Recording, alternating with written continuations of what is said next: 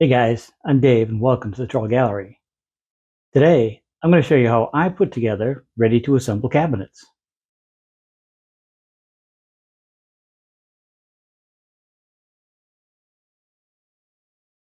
Once in a while, I can use stock cabinets for my clients. This saves them time and money, but that only happens about once a year, and in that time, I forget the assembly process. When I look online, the videos I find never match the hardware kits that I receive. This is not a sponsored video. I bought these cabinets myself from the RTA cabinet store.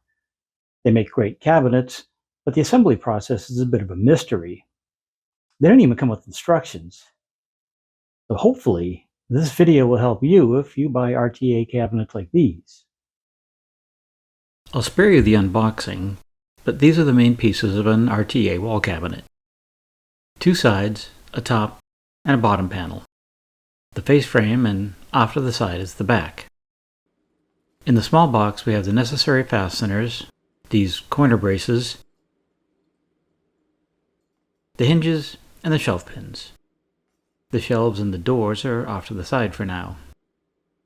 My biggest issue with these cabinets is rather than the L-shaped corner brackets I found in the videos, the cabinets I've ordered always come with these plastic corner braces. You're supposed to staple them in place with a pneumatic gun. The problem is that the plastic is so brittle they often shatter regardless of how low the PSI on my gun is. To avoid that, I cut some pine braces from scrap I had around the shop. They're the same size and shape as the plastic braces, but they won't shatter during assembly. To get started, I run a bead of glue in each of the 4 dados in the face frame.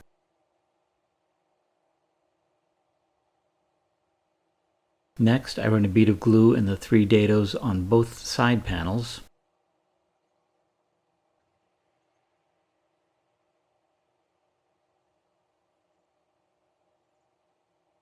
Then the side panels are set in the dados of the face frame. The bottom and top panels go in next. Just make sure to put the painted side out and the natural side in. More glue in the 2 dados on the back and it can be wiggled into position. And this is a good time to ensure that the bottom edges of all your pieces are in line. Once that's set, drive 3 screws to the back into each side. These locations are pre-drilled to accept the screws. 2 of the 4 cabinets I ordered had these screw holes pre-drilled, but the other 2 did not. 2 screws help secure both the top and bottom to the back. For the boxes that were not pre-drilled, I used a straight edge to determine the center of the top and bottom dados, and pre-drilled in the same location as the ones from the factory. Then the back can be screwed down, securing it to the top and bottom panels. Since all the cabinet parts are pre-finished, wood glue won't stick to them.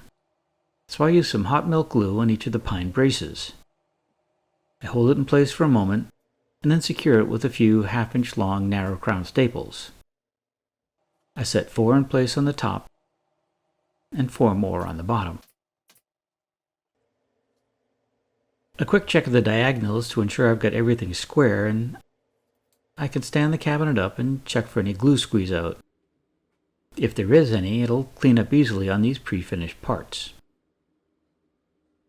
A few clamps help hold the face frame in position while the glue dries. I place a block at each clamp to prevent marring the face frame. Now I can add 4 more braces to help secure the face frame to the sides. I set them in place tight to the corner and snug to the top and bottom panels. I didn't bother with staples here since they would be seen.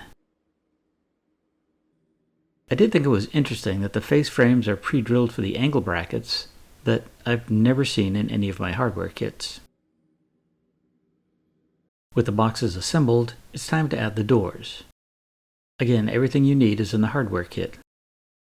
For each door you'll have 2 hinges, 4 flathead screws, 2 roundhead screws, and 2 rubber bumpers. The doors come pre-drilled for the hinge cup and the mounting screws. I use a square to make sure the hinges sit straight, but that's probably not necessary since everything is set at the factory. Drive in 2 of the flathead screws to secure each hinge to the door. You can put the adhesive back bumpers on now or wait until the doors are hung. To hang the doors on the cabinet, use 1 roundhead screw per hinge. Again, the frames are pre-drilled. I start with the top screw and drive it part way in. Then I can add the lower screw and then go back and snug them both up. The second door is added the same way. Magnetic bit holders are great at times like this, since your screw will stay on the bit until you drive it in place. These hinges are easily adjustable to help align your doors, but I wait until the cabinets are installed before doing any final adjustments. I also think it's easy to install the cabinets before I hang the doors and set the shelves in place. It saves on weight and prevents the doors from swinging around while you're doing your installation. Each of these cabinets took me less than 15 minutes to assemble. They're well built with plywood and not particle board or MDF, and the finish is amazing. They're priced well, which is why I use them when I can. And like I said earlier, it saves my clients time and money.